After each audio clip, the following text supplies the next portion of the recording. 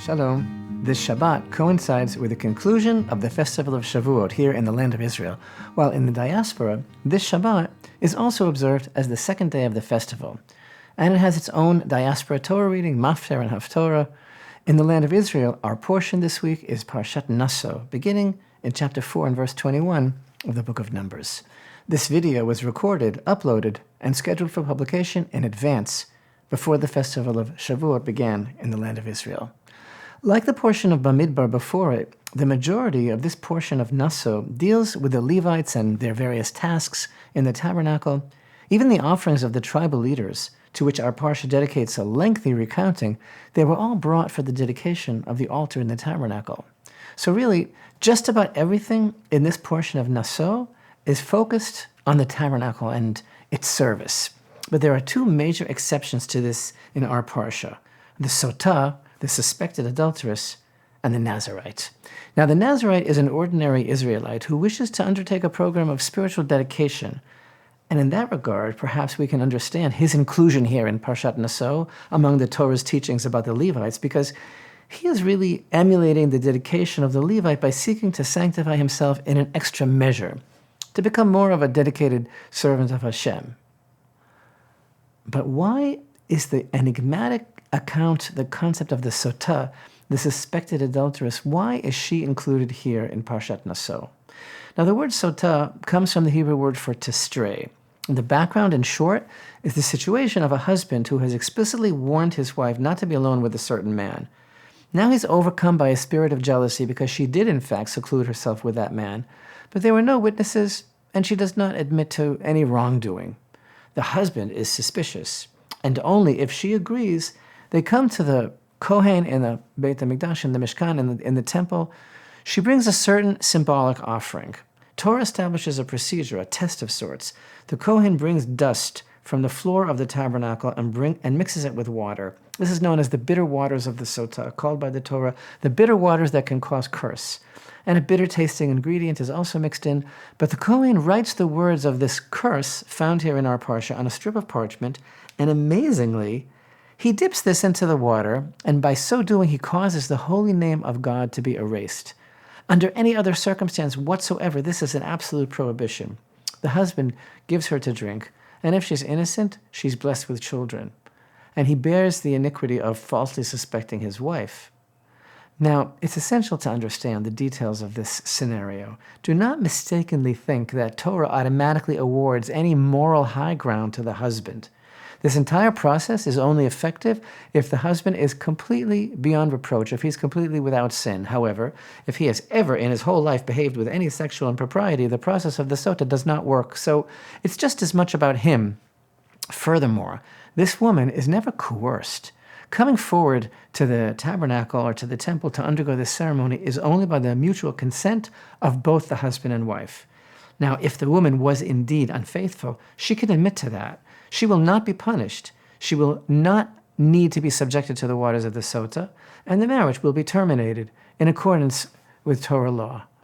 The waters of the Sota are only administered in a case of a woman who does not admit to any wrongdoing, so the situation is unclear, because her jealous husband had warned her against being alone with a certain man, and she has to agree to take the water. She has the right to remain silent and not admit to any guilt and not take the water.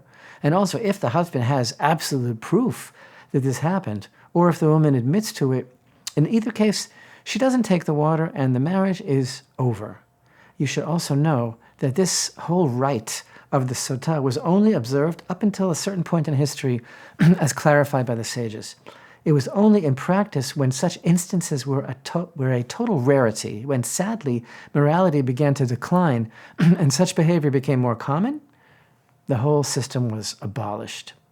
So ostensibly, if she does not drink, the trust is not restored and they divorce. If she drinks, the trust is restored and the water facilitates some special type of blessing. But open up your heart to the question again. This concept of the Sotah, the suspected adulteress, seems completely out of place here. Why is this subject found in the thick of these Torah portions dealing with the tabernacle and the Levitical service? So, on a simple level, we could answer simply that the reason that we find the subject of the Sotah here in our Parsha is because those are the ones that are authorized to deal with the situation. They're the Kohanim serving in the tabernacle, and her moment of truth takes place there in the tabernacle, which is the domain of the Kohanim. And a Kohen administers the oath to her, and he gives her the bitter waters to drink. So it really relates directly to the sections of the Levites and the tabernacle. That would be a simple way of looking at it. But perhaps the deeper question, maybe the real question, is why? What's really going on here? Why does the Torah mandate this whole scenario to take place in this manner? Why does Torah design this construct that connects the Sotah to the tabernacle? Okay, so we can say that that's why the Sotah is found here in Parashat Naso, because it's a section that deals with the tabernacle. But I mean, what is really the relevance of this case to the tabernacle? The issue of the Sotah, the suspected adulteress, could be understood as a straightforward legal issue. Her status has to be clarified, and that's a matter of law. Excuse me. Torah views adultery with the utmost severity. If there really was infidelity, the couple are no longer allowed to live together as man and wife. So what is the status of this woman? Now we have to know. Is she now forbidden to her husband, as is the law of the Torah regarding adultery? Does he divorce her? Does she receive her dowry? These would appear to be issues between man and wife that have far-reaching ethical, moral, legal, and financial implications.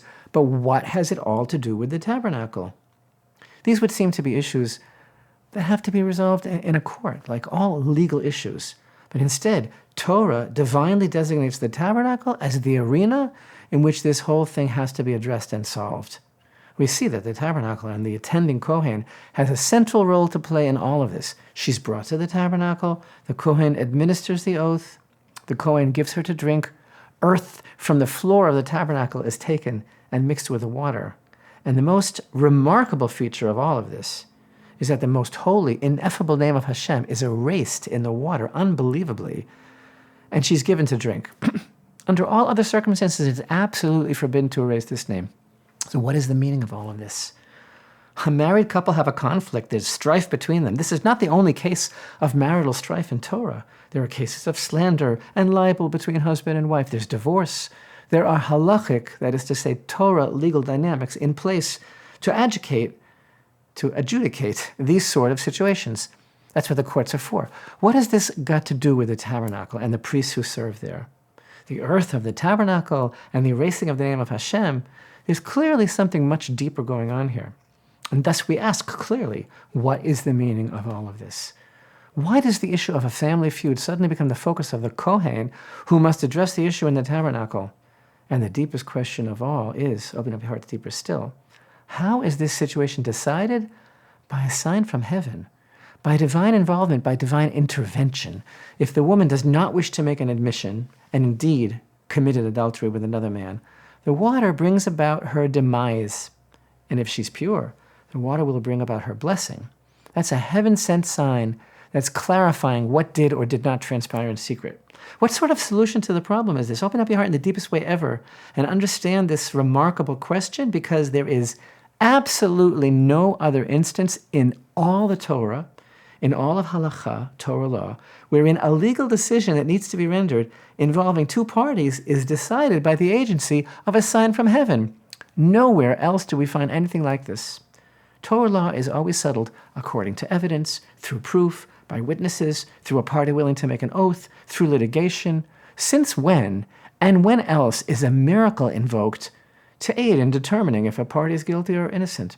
Albeit, we understand it's not the sign of the water that determines, but her oath that ultimately determines her innocence and permits it to her husband. But the miraculous nature, the wonder of the drinking of these waters, the wonder of it all motivates her to be truthful in her declaration. But the question stands. Why is it that a sign from heaven should be used to determine the outcome of what certainly appears to be a straightforward legal matter? Face it, this is not a normal situation, not a natural thing that a woman drinks water with a parchment upon which the name of the Creator is dissolved, and she lives or dies. So what is the function of this miracle? All these questions are connected. Why was it written in Parashat Naso? And why the involvement of the tabernacle, and the Kohen, and the name of Hashem? And what role does a sign from heaven have in a conflict between man and wife? So our sages were sensitive to these questions, and they famously taught that peace between husband and wife is so precious to God that in order to bring about this peace, he allows his name to be erased. Now, this teaching sounds esoteric, but on a simple level of meaning, we can understand that in our case, deep, difficult, and extreme emotions, powerfully charged, have been kindled by this conflict. Powerful forces of love and jealousy, as King Solomon states in verse 6 of chapter 8 of the Song of Songs, love is as strong as death, jealousy is as strong as the grave. Its coals are coals of fire of a great flame. Thus our sages are stating that ordinary legal proceedings will not be sufficient to restore the trust. The husband's jealousy is very great because he had warned her not to be alone with such and such, yet she was alone with him. So his suspicion is very great, his jealousy is burning, the emotions run deep, and he will not be convinced so easily that nothing happened. So Torah itself recognizes that no mere legal proceeding, but rather exceptional devices are required to restore trust. The Kohen, the Tabernacle, the name of Hashem, which is erased in the water, in the wake of all the negative energy that the situation has created, and all these negative emotions, Torah seems to deem it necessary, because it's so important for the trust to be restored, Torah seems to deem it necessary to utilize a sign from heaven so that the husband will ultimately be convinced of her innocence. Stop. There's actually a whole other level of reality here. Open up your heart in the deepest way ever in your whole life. Torah doesn't view the bond of husband and wife with the same lens that any other ordinary, legally binding, obligatory relationship is viewed. As far as Torah is concerned, their relationship is about something far beyond the bounds of a legal relationship. It's something else altogether, something so lofty that to help fix it when it is amiss necessitates the involvement of the tabernacle and the dust of its earth and the Kohanim and the intercession, as it were, of Hashem's own name.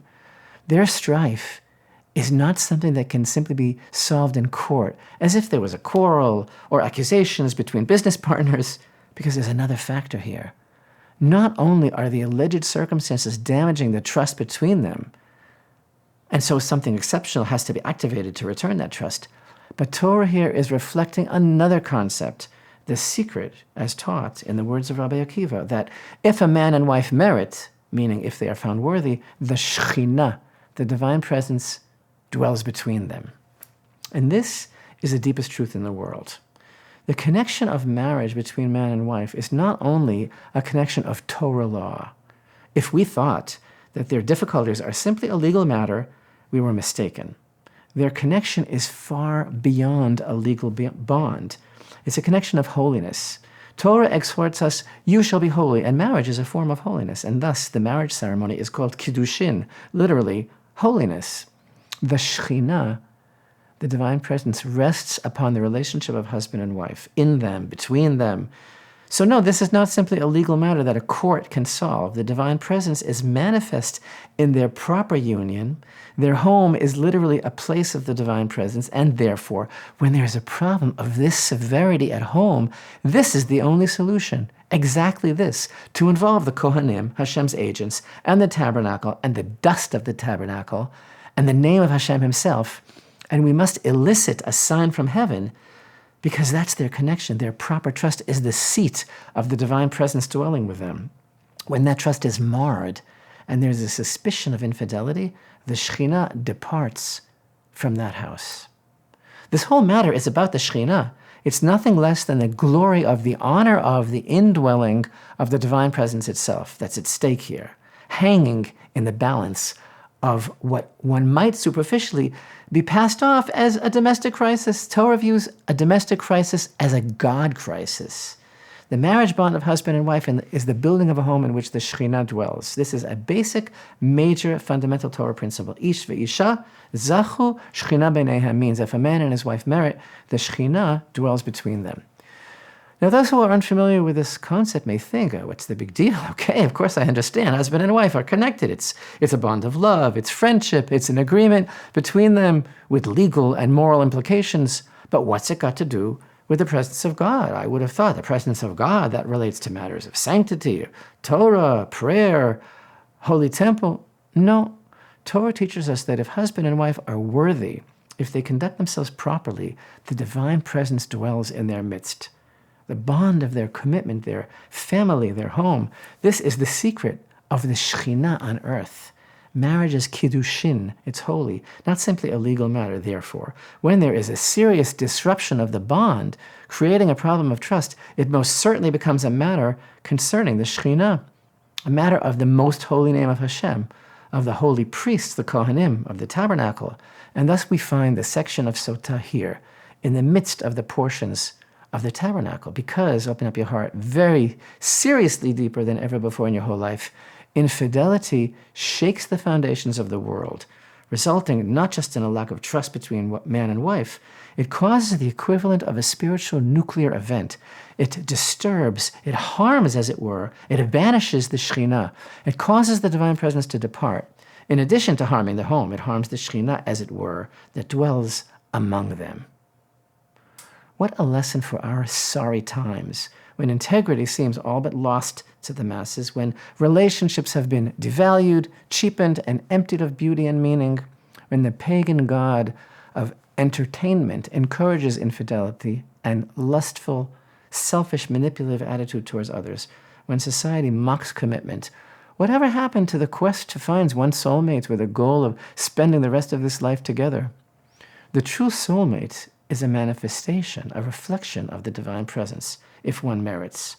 Thus, the secret we are learning about is that the stark and exceptional necessity of invoking a sign from heaven and the involvement of all these factors, the tabernacle and its priests, and the dust and the sacred name of Hashem, all this is not simply to repair and restore trust, which is important enough.